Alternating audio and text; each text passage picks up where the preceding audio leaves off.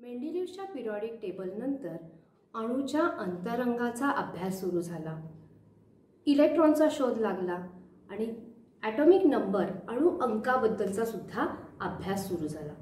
त्याच दरम्यान 1913 साली हेनरी मोझेली या इंग्लिश सायंटिस्टनी एक्स-रे ट्यूबच्या सहाय्याने अणु अंक म्हणजेच त्या अणूमध्ये असलेला धनप्रभार हे सिद्ध केलं आणि याचाच बेस घेऊन त्यांनी आपला आधुनिक आवर्तीचा नियम मांडला. नियम काय सांगतो बघा. आधुनिक आवर्ती नियम. Properties of elements are a periodic functions of their atomic number. मूलद्रव्यांचे गुणधर्म हे त्यांच्या अणु अंकाचे आवर्ती फल असते. आता पहिल्यांदाच हे elements they were placed in the increasing order of their atomic number. मूलद्रव्याच्या अणु अंकाच्या चढत्या क्रमाने यांची रचना करण्यात आली. Also he said that there is a relation between atomic number and electronic configuration.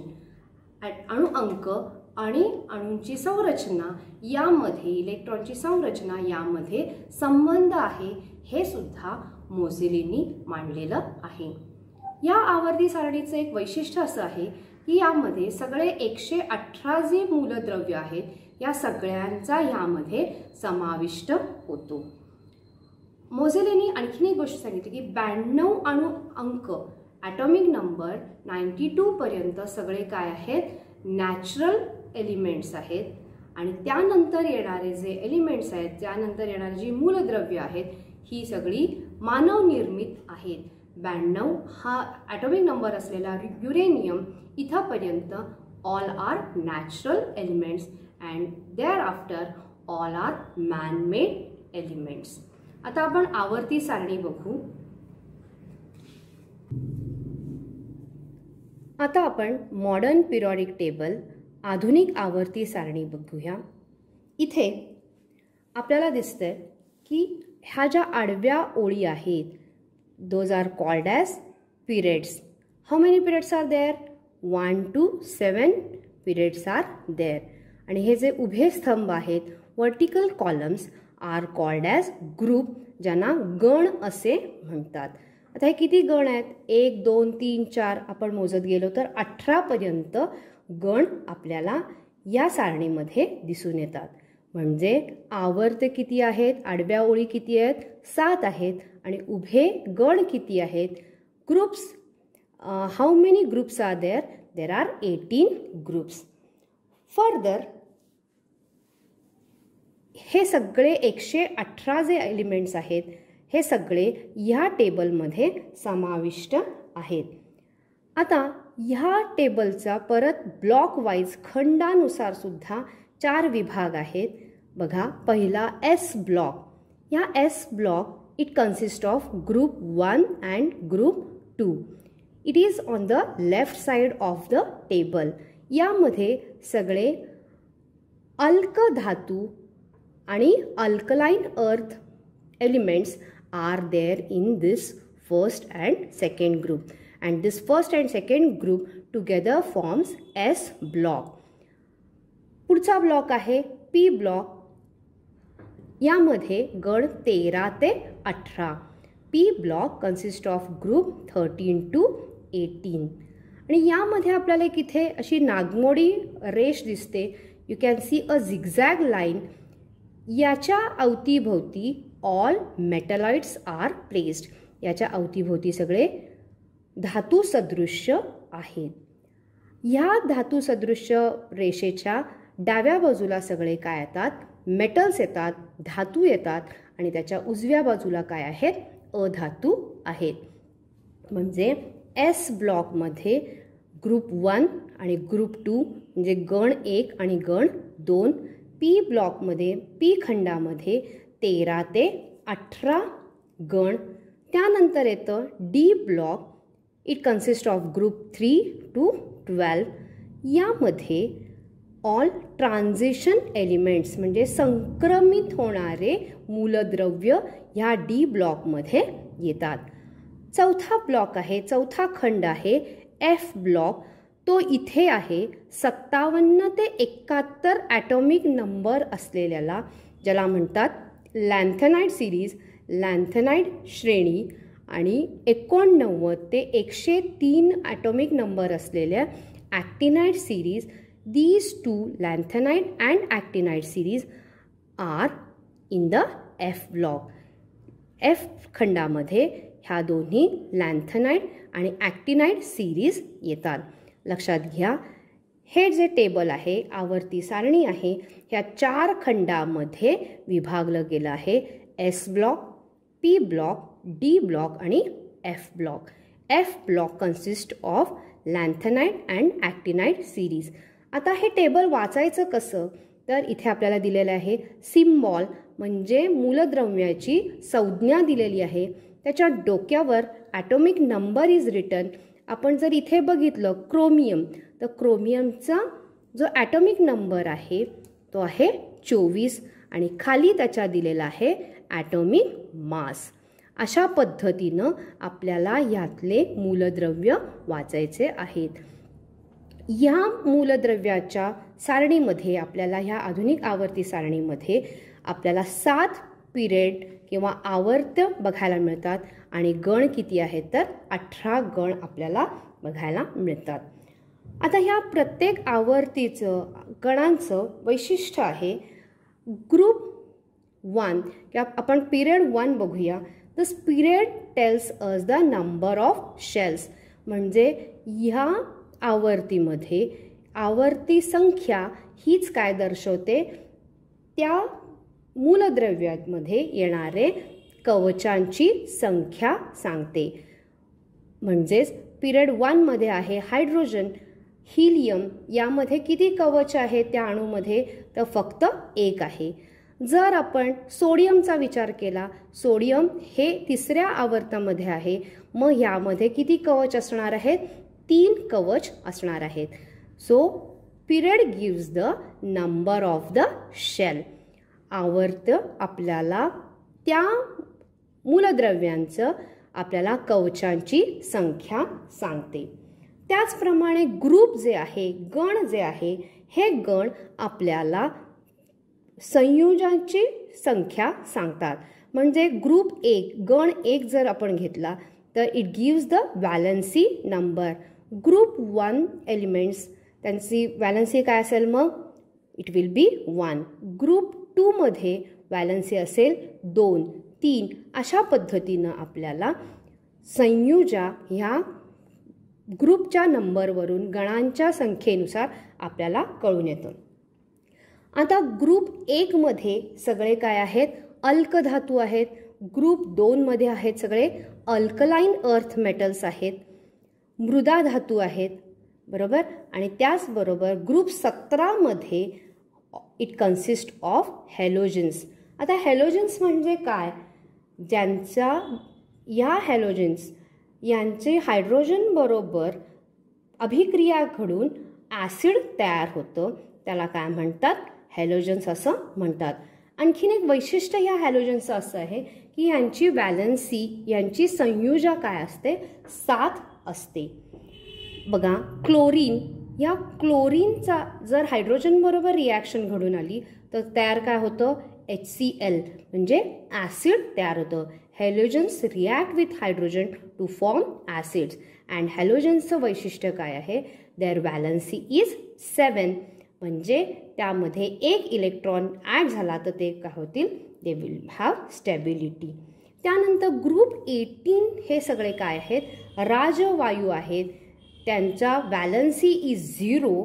हे सगळे ग्रुप 18 मध्ये ऑल आर नोबल मेटल्स. आता आपण पिरियडमध्ये when we move from left to right, इथे properties of the elements change. इथे आपल्याला ज्यावेळेला आपण आवर्तमध्ये डाव्या बाजून उजव्या बाजूला जातो त्यावेळेला त्यांचे प्रॉपर्टीज, एलिमेंट्सच्या प्रॉपर्टीज काय होत जाणार आहेत, बदलत जाणार आहेत. इथे आपण सोडियम बघू शकतो आणि इथे जसे आपण येतो त्याला मेटलॉइड्स येतात आणि त्यानंतर नॉन मेटल्स येतात. अशा पद्धतीनं त्यांचे गुणधर्म आपल्याला डाव्या बाजूपासून उजव्या बाजूला जाताना गुणधर्म बदललेले आढळतात. पण तेच ग्रुपमध्ये आपण ज्यावेळेला वरून खाली जातो, ग्रुपमध्ये गणामध्ये ज्यावेळेला आपण वरून खाली जातो, देर is a slow gradation in the properties. यामध्ये एका गणामध्ये येणाऱ्या सगळे जी मूलद्रव्य आहेत त्यामध्ये आपल्याला साधर्म्य आढळून येतं. त्यांच्यामध्ये जो बदल होतो तो खूप किंचित असा त्यामध्ये प्रवणता आपल्याला आढळून येते.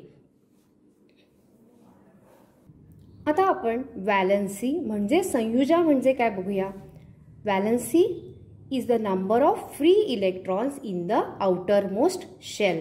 म्हणजे अणूच्या बाह्यतम कक्षेतील इलेक्ट्रॉनची संख्या. आता इलेक्ट्रॉनिक कॉन्फिगरेशन हे कसं आपल्याला मिळतं आपल्याला तो फॉर्म्युला मागच्या वर्षी झालेला आहे.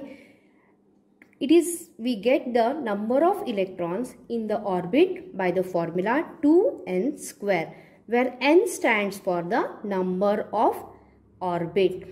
2n square या फॉर्म्युल्यानी आपल्याला इलेक्ट्रॉन संरूपण सांगता येईल. n बरोबर 1 म्हणजे हा शेल कोणता आहे, कवच कोणतं आहे तर k शेल, k कवच. यामध्ये इलेक्ट्रॉनची संख्या किती असेल 2 गुणिले 1चा वर्ग म्हणजे तिथे असणार आहेत 2 इलेक्ट्रॉन्स. दुसऱ्या कक्षेमध्ये ज्याचं नाव आहे L, तिथे किती इलेक्ट्रॉन्स असणार आहेत 2 गुणिले 2चा वर्ग म्हणजे इथे असणार आहेत 8 इलेक्ट्रॉन्स. तिसऱ्या कक्षामध्ये ज्याचं नाव आहे M, तिथे असणार आहेत 16 इलेक्ट्रॉन्स. चौथ्या कक्षामध्ये ज्याचं नाव आहे N, त्यामध्ये 32 इलेक्ट्रॉन्स असणार आहेत. अशा पद्धतीनं electron configuration we can find with this formula 2n square. आता हे इलेक्ट्रॉनिक कॉन्फिगरेशन एका उदाहरणाने बघूया आपण. सोडियम, त्याचा अणु अंक आहे 11. मग ह्याची इलेक्ट्रॉनिक कॉन्फिगरेशन कसं असेल 281. म्हणजे इथं नंबर ऑफ शेल कवच किती आहेत तर 3. बघा सोडियम आहे, पहिल्या कवचामध्ये 2 इलेक्ट्रॉन्स आहेत, दुसऱ्या कवचामध्ये 8, 2 2 4 6 आणि हे 8. दुसऱ्या कवचामध्ये 8 इलेक्ट्रॉन्स आहेत आणि तिसऱ्या कवचामध्ये किती इलेक्ट्रॉन्स आहेत 1 इलेक्ट्रॉन आहे. कार्बन ज्याचा ॲटॉमिक नंबर आहे 6, त्याचे इलेक्ट्रॉनिक कॉन्फिगरेशन काय येईल पहिल्या ऑर्बिटमध्ये पहिल्या कक्षामध्ये 2, मग राहिले 4. किती नंबर ऑफ शेल्स झाले, शेलची संख्या कवचांची संख्या किती झाली तर 2. आता ह्याची मांडणी कशी येईल, कार्बन पहिल्या ऑर्बिटमध्ये पहिल्या कवचामध्ये 2 इलेक्ट्रॉन्स आणि दुसऱ्या कवचामध्ये 4 इलेक्ट्रॉन्स. मॅग्नेशियम जर आपण बघितलं तर इथे ॲटॉमिक नंबर आहे 12. इलेक्ट्रॉनिक कॉन्फिगरेशन त्याची कशी येईल 2 8 आणि 2. म्हणजे पहिल्या कवचामध्ये 2 इलेक्ट्रॉन्स, दुसऱ्या कवचामध्ये 8 इलेक्ट्रॉन्स आणि तिसऱ्या कवचामध्ये 2 electrons. So 2A2 is the electronic configuration of magnesium. मगाशी आपण आवर्ती सारणी बघताना बघितलं की ज्या आडव्या ओळी आहेत त्यांना पिरियड किंवा आवर्त असं म्हणतात आणि हे period they give the number of shells. म्हणजे आवर्त आपल्याला कवच संख्या सांगतात. म्हणजे पिरियड 1 असेल, आवर्त 1 असेल तर तिथे कवच किती असेल 1. दुसऱ्या पिरियडमध्ये 2. आता तिसऱ्या पिरियडचं आपण उदाहरण घेऊन हे स्पष्ट करूया. Period 3 has elements sodium, magnesium, aluminium, silicon, phosphorus, sulphur, chlorine आणि आर्गॉन. यांचा अणु अंक आहे 11 12 13. अशा पद्धतीनं त्यांचा अणु अंक आहे. आता यांची जर आपण संरचना बघितली तर 2 8 आणि 1. सोडियमचं आहे 2 8 आणि 1. मॅग्नेशियम 2 8 2. ॲल्युमिनियम 2 8 3. असं जर आपण प्रत्येक आर्गॉनपर्यंत बघत गेलो तर इथे काय दिसतं आपल्याला अणुरचना त्याची संरचना 2, 8 आणि 8. म्हणजे या प्रत्येकामध्ये कवचांची संख्या किती आहे? 1, 2 आणि 3. पिरियड संख्या काय आहे? 3. आणि शेलची संख्या पण काय आहे? 3च आहे. म्हणजे आवर्त्याची संख्या ही काय दर्शवते? त्यामध्ये असलेल्या कवचांची संख्या दाखवते. मग आपण ज्या वेळेला पिरियडमध्ये when we move from left to right, पिरियडमध्ये आवर्तनामध्ये आपण उजव्या बाजूला ज्या वेळेला जाऊ त्यावेळेला काय होतं? शेलची संख्या, कवचांची संख्या सारखीच राहते, पण ॲटॉमिक नंबर अणु अंक मात्र 1-1नी वाढत जातो. इलेक्ट्रॉनची संख्यासुद्धा 1नी वाढत जाते. बघा, सोडियम, मॅग्नेशियम, सोडियमचा अणु अंक आहे 11, मॅग्नेशियमचा 12 आहे. इथे इलेक्ट्रॉनची संख्या 1-1नी वाढत गेलेली आपल्याला आढळून येईल. गण हे आपल्याला त्या एलिमेंट्सचं, मूलद्रव्यांचं संयोजा संख्या सांगते. उदाहरणार्थ ग्रुप 1, गण 1 यामध्ये संयोजा संख्या काय असेल? 1. That is same group have same valency number. एकाच गणामध्ये येणाऱ्या सगळे मूलद्रव्यांची संयोजा सारखीच असते. उदाहरणाने बघूया आपण हे. ग्रुप 1 मध्ये मूलद्रव्य आहेत hydrogen, lithium, sodium, potassium, rubidium, caesium, francium. आता यामध्ये त्यांचा अणुक्रमांक आहे हायड्रोजनचा 1, लिथियम 3, 11, 19, 37, 55 आणि 87.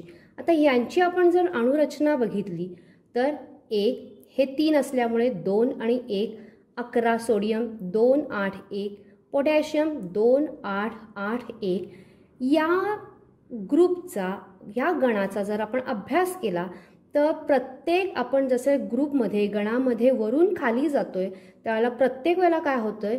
एक कवच वाढत चाललेलं आपल्याला इथं दिसून येईल. बघा, पहिल्या याला एकच कवच आहे, लिथियमला 2 आहेत, इथे 3, 4, 5 असे ही कवच संख्या वाढत जाते, एकेकाने ती वाढत जाते. त्याचबरोबर या गणामध्ये वरून खाली येताना व्हॅलन्सी संयोजा मात्र सारखीच आपल्याला आढळून येते. आता हे ग्रुप 1, गण 1 मधले मूलद्रव्य असल्यामुळे त्यांची संयोजा काय आहे? 1 आहे. म्हणजे गणामध्ये आपण वरून खाली येताना काय होतंय? कवचांची संख्या वाढत जाते, संयोजा मात्र valency remains the same. When we go from top to bottom in a group, shell is added, valency is same and electrons are added. आता आधुनिक आवर्ती सारणीमध्ये मेंडेलिव्हच्या सारणीमधल्या ज्या त्रुटी होत्या त्या सुधारल्या गेल्या. उदाहरण बघा, पहिल्यांदा तर सगळे 118 मूलद्रव्य ही या आधुनिक आवर्ती सारणीमध्ये समाविष्ट झाली. कोबाल्ट आणि निकेल, कोबाल्टचा अणु अंक 27 आहे आणि निकेलचा अणु अंक 28 आहे. आणि आधुनिक आवर्ती सारणीमध्ये अणु अंकानुसार त्यांची मांडणी केल्यामुळे कोबाल्टला वेगळी जागा मिळाली आणि निकेलला वेगळी जागा मिळालेली आपल्याला आढळून येते. आयसोटोप्स, समस्थानकांचा सुद्धा प्रश्न इथे सुटलेला दिसतोय आपल्याला. क्लोरीन 17 आणि हे 35, क्लोरीन 17 आणि 37 हे दोन्ही काय आहेत? क्लोरीनचे समस्थानक आहेत. हे जरी समस्थानक असली तरी त्यांचा ॲटॉमिक नंबर अणु अंक सारखाच असल्यामुळे या दोन्हींना एकाच रकान्यामध्ये या आधुनिक आवर्ती सारणीमध्ये बसवलं गेलं. त्यानंतर क्रोमियम आणि मॅंगनीज यामध्ये 24 हा क्रोमियमचा ॲटॉमिक नंबर आहे आणि मॅंगनीजचा आहे 25, ज्यांचा ॲटॉमिक मास मेंडेलिव्हच्या सारणीमध्ये 52 पासून एकदम जंप झाला होता 55. तो सुद्धा प्रश्न इथे आपल्याला मिटलेला दिसून येतो. Chromium was placed before this manganese. त्यानंतर हायड्रोजनला जे मेंडेलिव्हच्या मध्ये फिक्स अशी जागा मिळाली नव्हती, कारण इट रिझेंबल्स हॅलोजन्स आणि अल्कली मेटल्स. 17व्या गणामधले हॅलोजन आणि पहिल्या ग्रुपमधल्या पहिल्या गणामधले जे अल्कधातू या दोन्हीशी त्याचं साधर्म्य असल्यामुळे हायड्रोजनला फिक्स स्थान मेंडेलिव्हच्या सारणीमध्ये दिलं नव्हतं, पण तो प्रश्न इथे आधुनिक आवर्ती सारणीमध्ये सुटलेला आपल्याला दिसून येतो, कारण हायड्रोजनचा ॲटॉमिक नंबर 1 असल्यामुळे त्याला ग्रुप 1 मध्ये स्थान मिळालेलं आपल्याला दिसून येईल. आता आपण पाहूया अणु आकारमान म्हणजेच atomic size. It is determined by the atomic radius. म्हणजे हे अणूच्या त्रिज्येनुसार ठरवलं जातं. मग अणूची त्रिज्या म्हणजे काय? तर अणूच्या केंद्रकापासून बाह्यतम कक्षामधलं अंतर. It is the distance between the nucleus and the outermost shell. How it is measured? हे कसं मोजलं जातं? तर ह्याचं युनिट आहे, एकक आहे picometer. 1 picometer is equals to 10⁻⁻12 meters. म्हणजे 1 पिकोमीटर बरोबर 10⁻12 मीटर.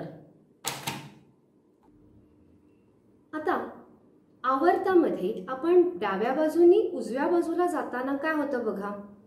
डाव्या बाजूनी उजव्या बाजूला जाताना when we move from left to right, atomic number goes on increasing. Atomic number is increasing means what? Electron is added. Electron is added at the same time proton is also added. म्हणजे त्या अणूमधल्या प्रोटॉनची संख्या आणि इलेक्ट्रॉनची संख्या सुद्धा वाढतीये. आता प्रोटॉनची संख्या वाढतीये म्हणजे त्या केंद्रकावरील धनप्रभार वाढतो. पॉझिटिव्ह चार्ज इज इन्क्रीजिंग आणि हा पॉझिटिव्ह चार्ज त्या इलेक्ट्रॉनला स्वतःकडे खेचतो. बाह्यतम कक्षेमधला जो इलेक्ट्रॉन आहे याला हा केंद्रकामधला धनप्रभार जो आहे तो आपल्याकडे खेचतो आणि त्यामुळे इलेक्ट्रॉन केंद्रकाकडे खेचला गेल्यामुळे या अणुत्रिज्या काय होते? कमी होते. Atomic radius is decreasing when we move from left to right in a period. आवर्तामध्ये आपण डाव्या बाजूमधून उजव्या बाजूला जाताना अणूची त्रिज्या त्यामुळे कमी झालेली आपल्याला आढळून येते. ज्यावेळेला आपण गणामध्ये when we move from top to bottom in a group, गणामध्ये आपण वरून ज्यावेळेला खाली येतो त्यावेळेला आपण बघितलं की कवचांची संख्या 1 वाढत जाते. कवचांची संख्या वाढते. Number of shells are increasing. That means electrons are added. हे इलेक्ट्रॉन ॲड झाल्यामुळे इलेक्ट्रॉनची संख्या वाढत गेल्यामुळे distance between the nucleus and outermost orbit is increasing. म्हणजे ॲटॉमिक रेडियस काय होत चाललेलं आहे? इथं वाढत चाललेलं आहे. ज्या वेळेला इलेक्ट्रॉन वाढत आहेत, एक शेल वाढतं, एक कवच वाढतंय, त्यावेळेला इलेक्ट्रॉन वाढत आहेत आणि त्यामुळे अणु त्रिज्या ही वाढती आहे आणि त्यामुळे अणूचा आकारमान सुद्धा इथं आपल्याला मोठा झालेला आढळून येईल. आता धातूंची एक प्रवृत्ती आहे. Metals have the tendency to lose electrons. धातू हे इलेक्ट्रॉन लूज करतात, ते इलेक्ट्रॉन देतात आणि त्यामुळे ते कॅटायन होतात. म्हणजे धनायन त्यांचं तयार होतं. इलेक्ट्रॉन लूज झाल्यामुळे त्यांच्यातला पॉझिटिव्ह चार्ज वाढतो आणि त्यामुळे they become electropositive. Metals have the tendency to lose electrons. As they lose electrons, negatively charge आहेत इलेक्ट्रॉन्स आणि ते कमी झाल्यामुळे त्यांच्यातला धनप्रभार वाढतो आणि त्यामुळे ते कॅटायन म्हणजेच ते इलेक्ट्रो पॉझिटिव्ह होतात. ह्याच्या बरोबर विरुद्ध अधातूंमध्ये होईल.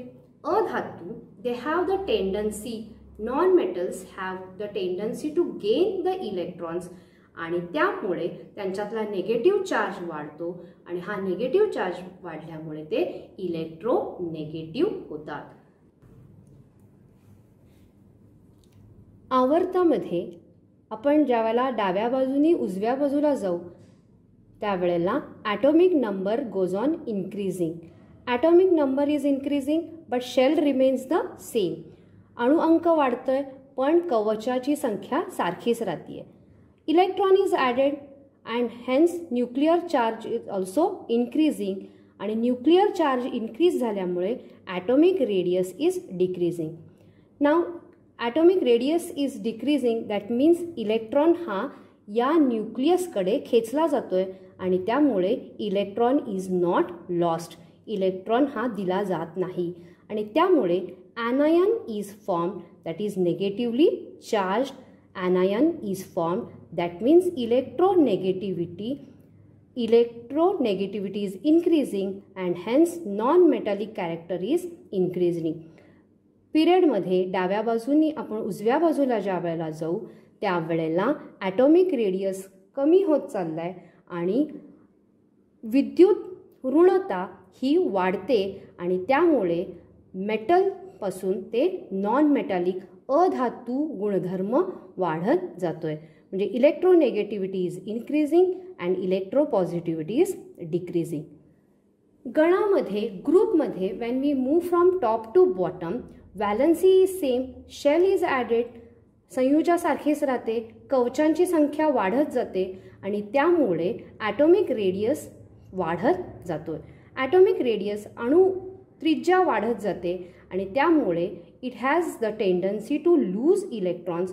इलेक्ट्रॉन्स नेगेटिव्हली चार्ज आहेत, हे लूज झाल्यामुळे हे कमी झाल्यामुळे पॉझिटिव्ह चार्ज वाढणार आहे आणि त्यामुळे इलेक्ट्रोपॉझिटिव्हिटी इज इन्क्रीजिंग म्हणजेच विद्युत घनता वाढणार आहे. त्यामुळे एलिमेंट हा कॅटायन होणार आहे. आता यामुळे metallic character is increasing. As we move from top to bottom in a group, metallic character is increasing.